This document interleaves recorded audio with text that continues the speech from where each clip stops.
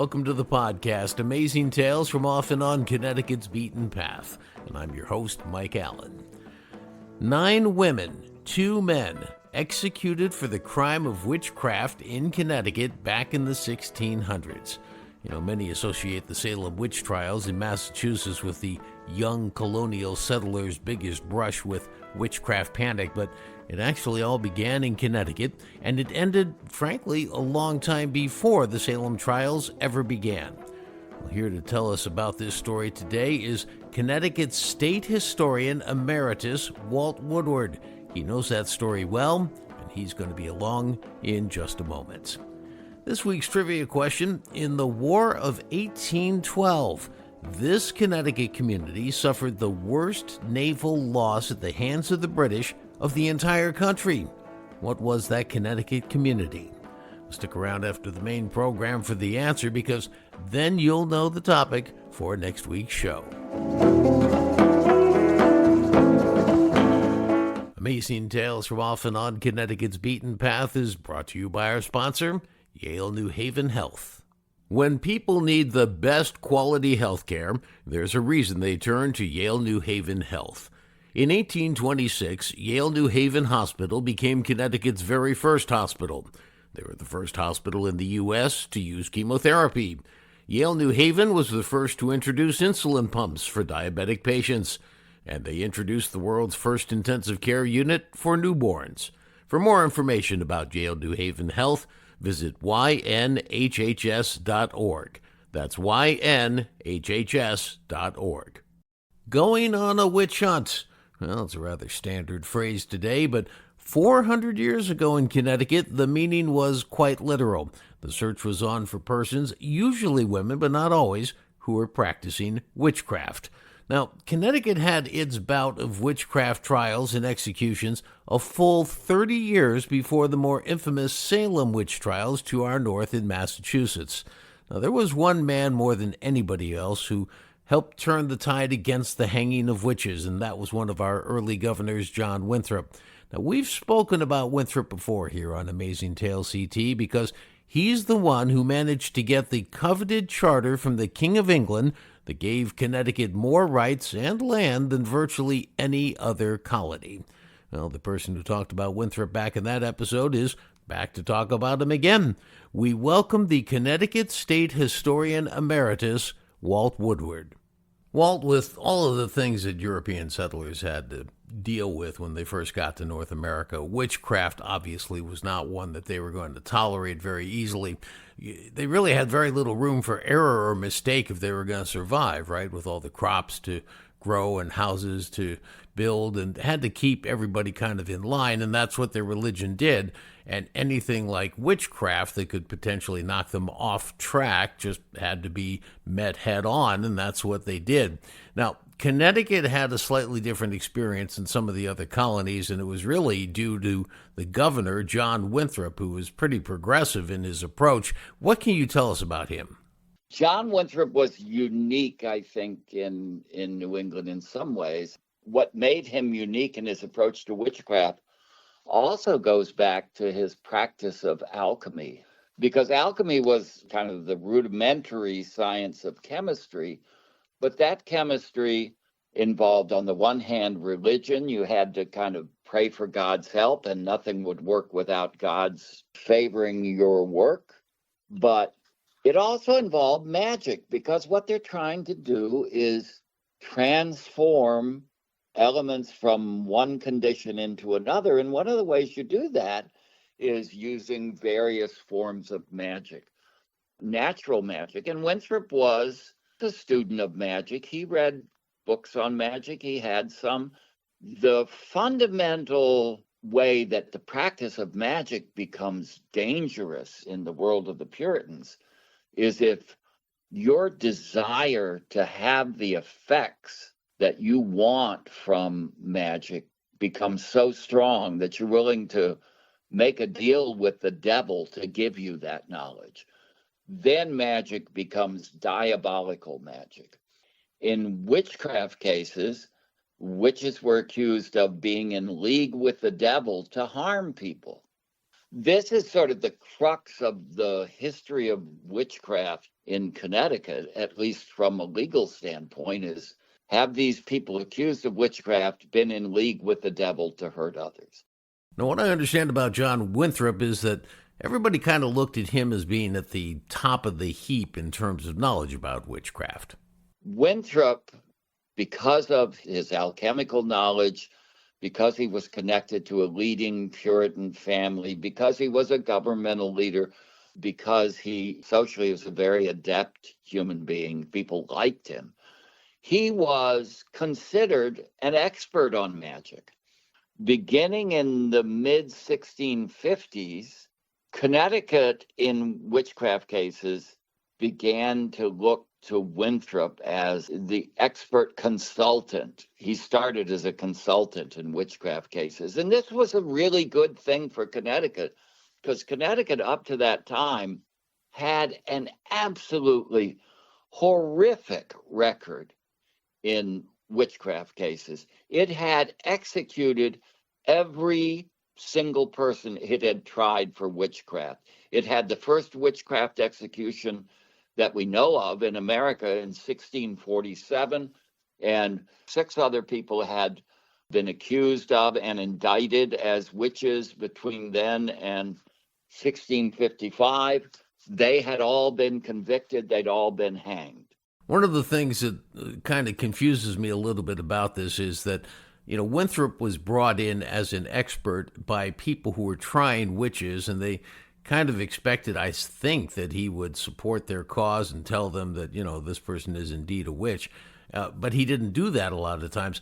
Did he actually believe in witchcraft? What I see him in these cases is he's just a master of kind of the politics and the social pathology of witchcraft. Now, I want to preface what I'm about to say by saying I believe Winthrop and virtually every person living in New England with him truly believes that there is such a thing as witchcraft, that it is dangerous, and that it can be a terrible threat to people and to communities. This isn't a case of people not believing it happens. It's a case of when can we be sure that diabolical witchcraft is at work? When he was in England, he had used his cousin, Elizabeth Phones, as an alchemical laboratory assistant. And he found her to be smart and really good, and he kind of praised her abilities in this. I think he saw women's pursuit of knowledge, sometimes through magic, as being, not as threatening as other people did.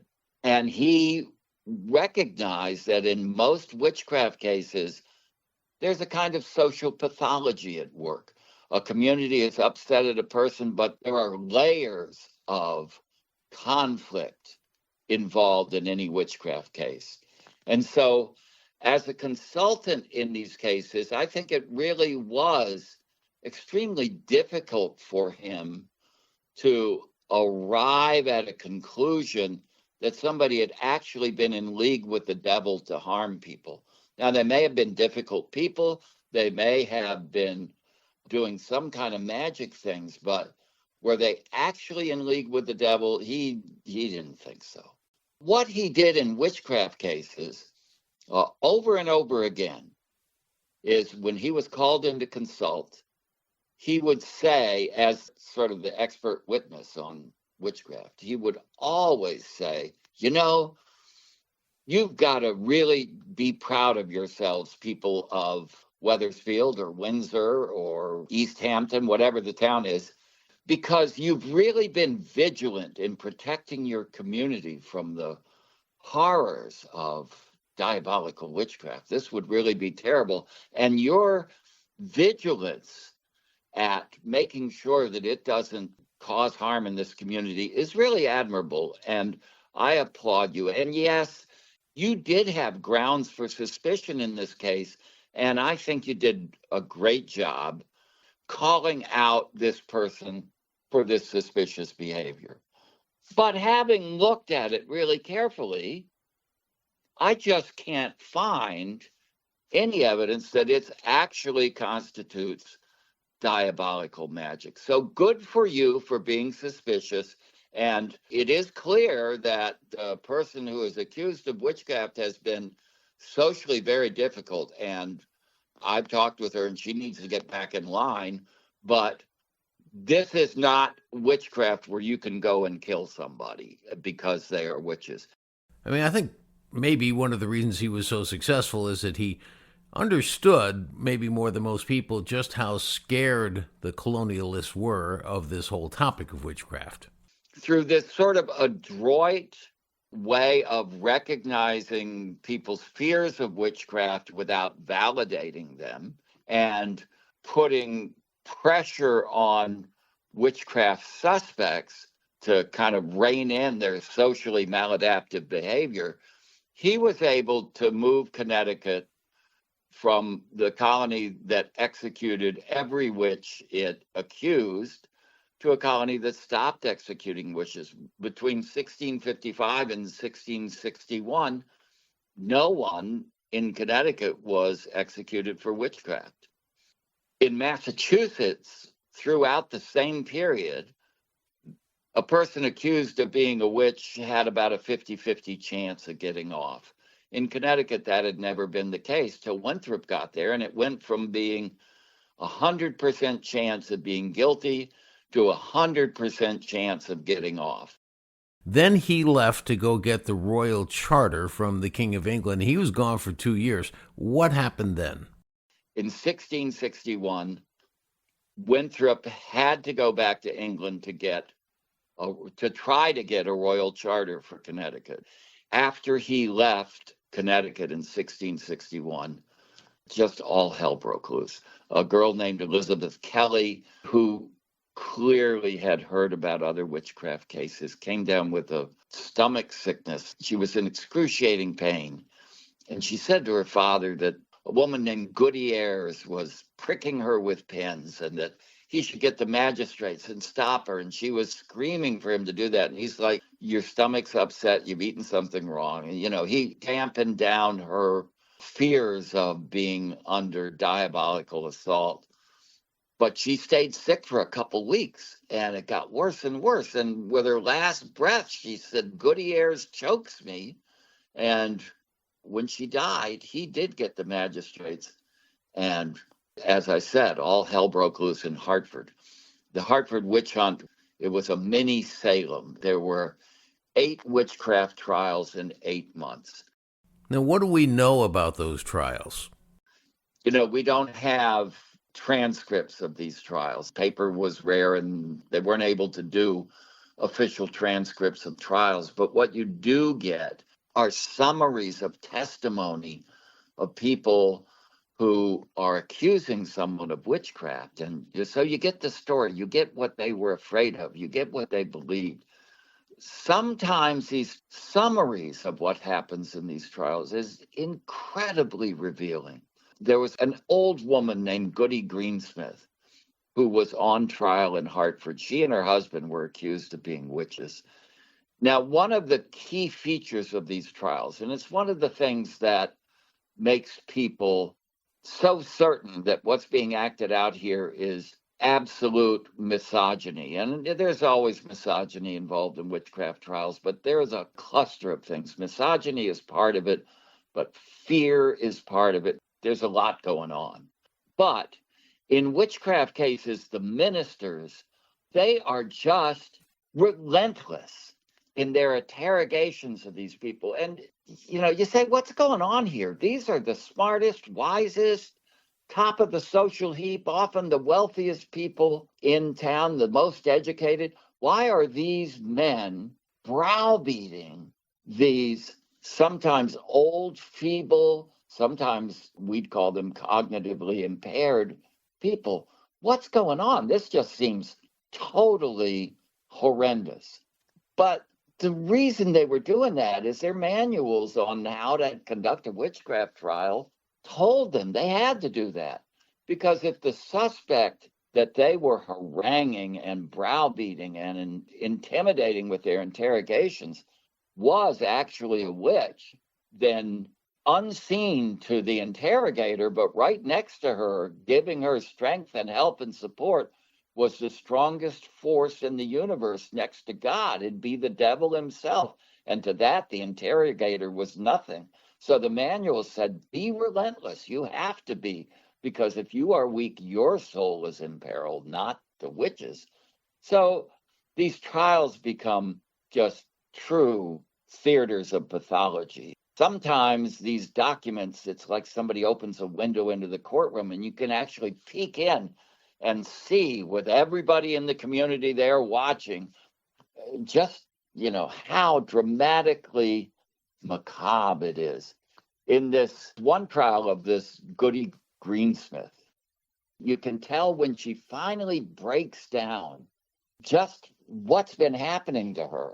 She says at one point that she was so angry at Reverend Whiting that she was determined that she just was going to deny right unto the death what was going on. But he ultimately broke her down and she said, yes, I am a witch. Then she says something that gives you an idea of just how kind of salacious and wretched this questioning is. Because she says, yes, she had been with the devil and he had used her body with much seeming delight to her many times. Now, how do you get that kind of answer in a confession unless you've been asked some really awful, terribly pointed personal questions? I still feel just kind of cringe when I think about some of these trials and how it must have been.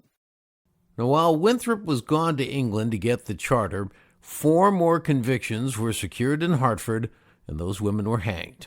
Connecticut's execution of witches finally came to an end when Governor Winthrop pulled a bit of a fast one. He convened a panel of ministers, and he then installed the head of that group, a man who, like Winthrop, was a student of alchemy.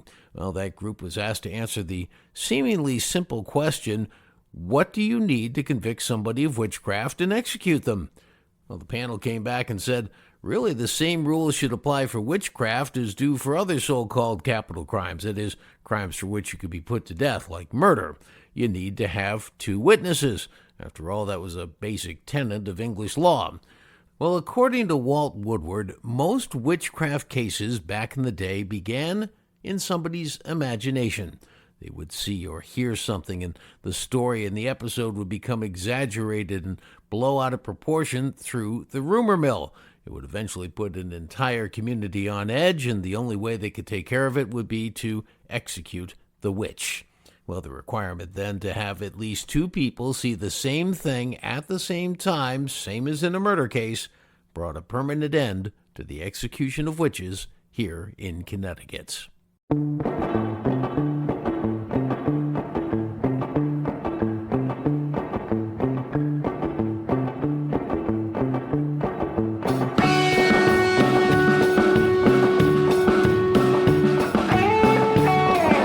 Wraps up this episode of Amazing Tales from Off and On Connecticut's Beaten Path.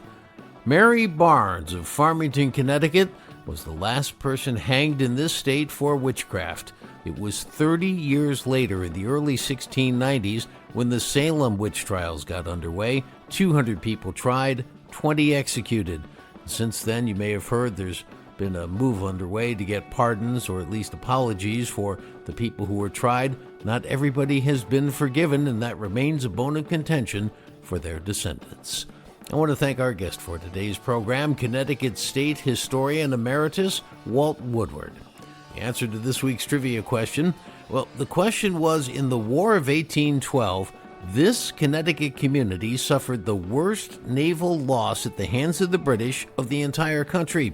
What was that Connecticut community? A bit of a trick answer. It was Pettapog, which we now know today as Essex, along the Connecticut River. Next week on Amazing Tales CT, just wait until you hear the story about how the British pulled off a major attack that resulted in the worst naval loss during the entire War of 1812 here in Connecticut. Amazing Tales from Off and On Connecticut's Beaten Path is a production of True North Associates, LLC.